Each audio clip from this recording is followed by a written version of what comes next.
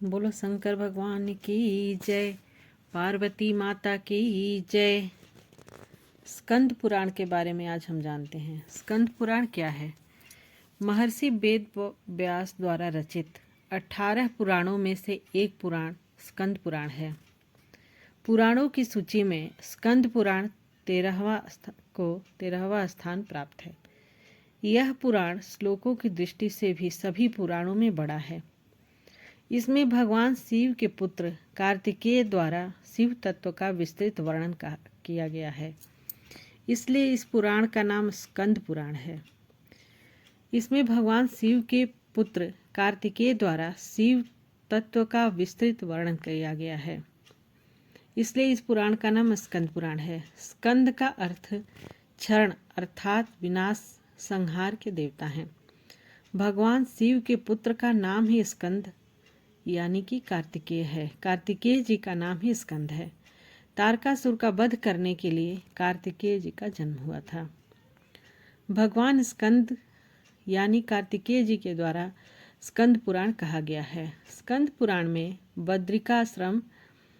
बद्रिकाश्रम, अयोध्या, जगन्नाथपुरी, काशी, शाकंभरी, कांची, रामेश्वर, कन्याकुमारी, प्रभास, द्वारिका आदि तीर्थों की महिमा का वर्णन कहा गया है।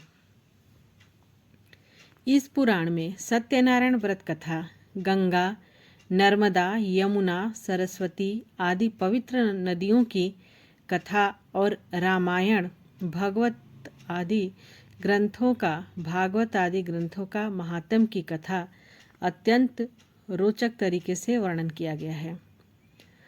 स्कंद पुराण लौकिक और पारलौकिक ज्ञान से भरा पड़ा है। इस पुराण में धर्म, भक्ति, योग, ज्ञान और सदाचार के मनमोहक वर्णन मिलता है। आज भी हिंदुओं के घर में स्कंद पुराण में वर्णित व्रत कथा पद्धतियों के अनुसार ही आचार किए जाते हैं।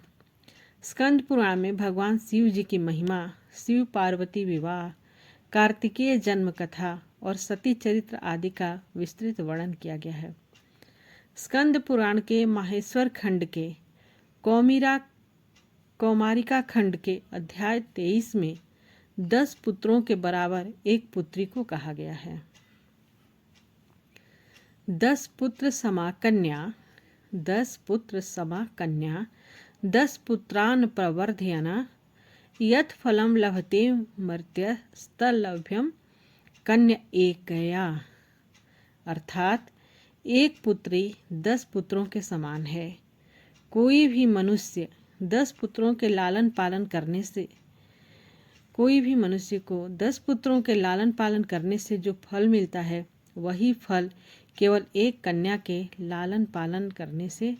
पालन पोषण करने से मिलता है। वेद व्यास रचित हिंदुओं के 18 पवित्र पुराणों में से एक स्कंद पुराण है। इस पुराण में 6 खंड और 81,000 श्लोक मिलते हैं। इस पुराण का रचनाकाल 7वीं शताब्दी का माना जाता है। यह पुराण का प्रमुख विषय भारत के शैव तीर्थों और वैष्णव तीर्थों के उपाख्यानों और पूजा पद्धति का वर्णन करता है। सत्यनारायण व्रत कथा, जो हिंदुओं के घर घर में प्रसिद्ध है, यह कथा इस पुराण के रेवा खंड में मिलती है। यह पुराण तीर्थों, धर्म, भक्ति, योग, ज्ञान आदि के वर्णन के माध्यम से पूरे देश का भौगोलिक वर्णन प्रस्तुत करता है।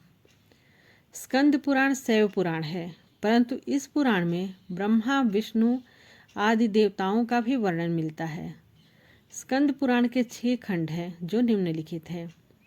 पहला माहेश्वर खंड, दूसरा वैष्णव खंड, तीसरा ब्रह्म खंड, चौथा काशी खंड, 5वां अवनति खंड और 6ठा रेवा खंड। पहला माहेश्वर खंड। माहेश्वर खंड स्कंद पुराण का प्रथम खंड है। यह खंड विशाल कथाओं से परम पवित्र परिपूर्ण है। स्कंद पुराण का आरंभ माहेश्वर खंड में केदार महात्म्य से हुआ है।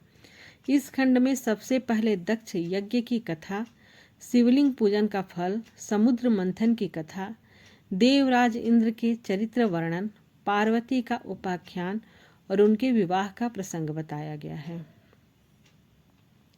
दूसरा है वैष्णव खंड।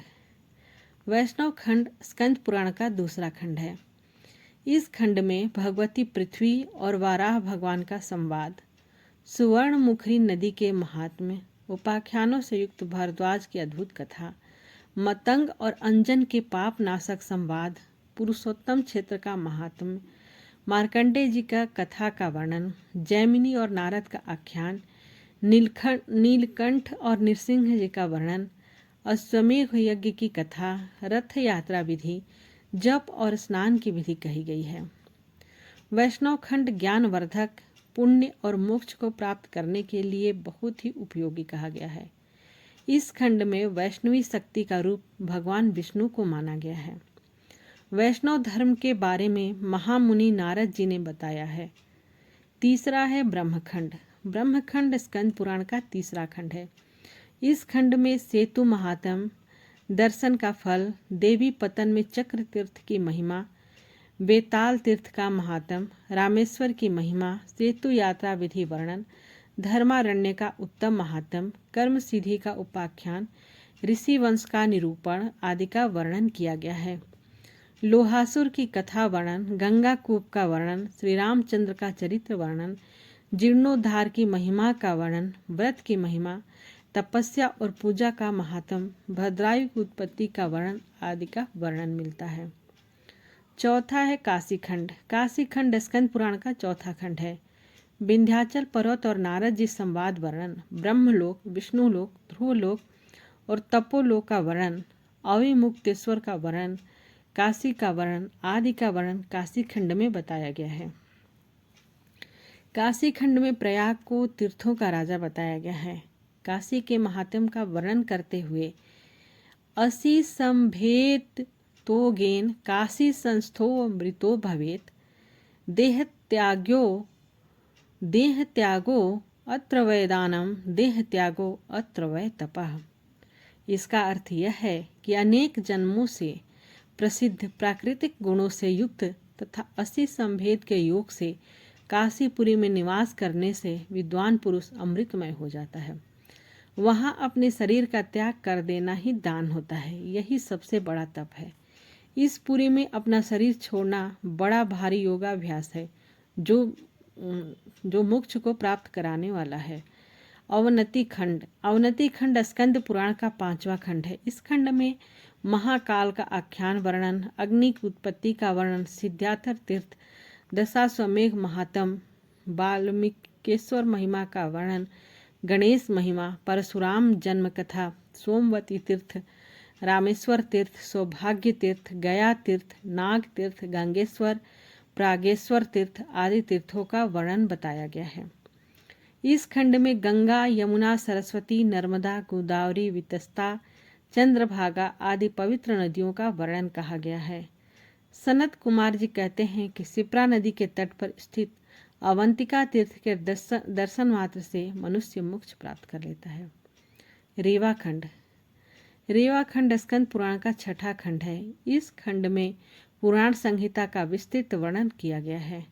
नर्मदा और कावेरी संगम का वर्णन, शूल भेद प्रशंसा, कालरात्रिकृत जगत संहार का वर्णन, सृष्टि संहार का वर्णन, शिव स्तुति का वर्णन, वाराह वृत्तांत, सत्यनारायण व्रत का वर्णन, विविध तीर्थों भीमेश्वर तीर्थ, नारदेश्वर तीर्थ, दीर्घ स्कंद और मधु स्कंद तीर्थ, सुवर्ण, शीला तीर्थ, करंज तीर्थ, कामत तीर्थ, भंडारी तीर्थ, स्कंद तीर्थ, अंगिरस तीर्थ, कोटि तीर्थ, केदारेश्वर तीर्थ, पिशाचेश्वर तीर्थ, अग्नि तीर्थ, सर्प तीर्थ, श्री कपाल तीर्थ एवं जमदग्नि तीर्थ आदि तीर्थों का वर्णन मिलता है। इस पुराण में प्रस्तुत कथाओं के माध्यम से भौगोलिक ज्ञान और प्राचीन इतिहास की पुराण की विशेषता है। इस पुराण में वर्णित कथाओं, व्रत आख्यान, त्योहारों आदि के दर्शन हिंदू संस्कृति में मिलते हैं। यह स्कंद पुराण के बारे में आज हम रोचक जानकारी बताएं।